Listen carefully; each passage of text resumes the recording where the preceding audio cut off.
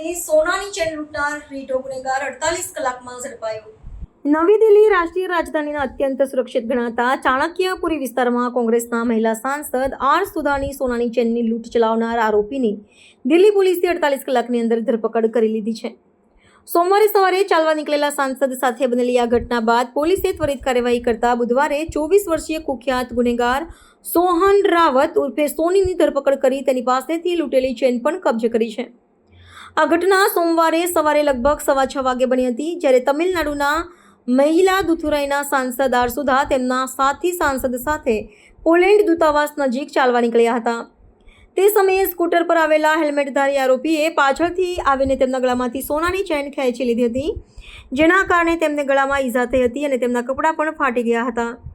આ બનાવ અંગે અત્યંત સુરક્ષિત વિસ્તાર બન્યો હોવાથી દિલ્હીની કાયદો અને વ્યવસ્થાની સ્થિતિ પર ગંભીર સવાલો ઊભા થયા હતા। પોલીસે આ કેસને ઉકેલવા માટે 100થી વધુ સીસીટીવી કેમેરાના દ્રશ્યો તપાસ્યા હતા અને તેના આધારે આરોપીની ઓળખ કરી તેને દક્ષિણ દિલ્હીના ઓખલા વિસ્તારમાંથી પકડી પાડ્યો હતો। આરોપી સોહન રાવત એક રીઢો ગુનેગાર છે અને તેની સામે ચોરી અને લૂંટના 26 જેટલા કેસ નોંધાયેલા છે। તે તાજેતરમાં જામીન પર છૂટ્યો હતો। પોલીસે તેની પાસેથી સાંસદની 30 ગ્રામની સોનાની ચેન, ગુનામાં વપરાયેલું સ્કૂટર અને અન્ય 4 ચોરાયેલા મોબાઈલ ફોન પણ જપ્ત કર્યા છે। चैन स्नैचिंग का मुकदमा वर्कआउट किया है।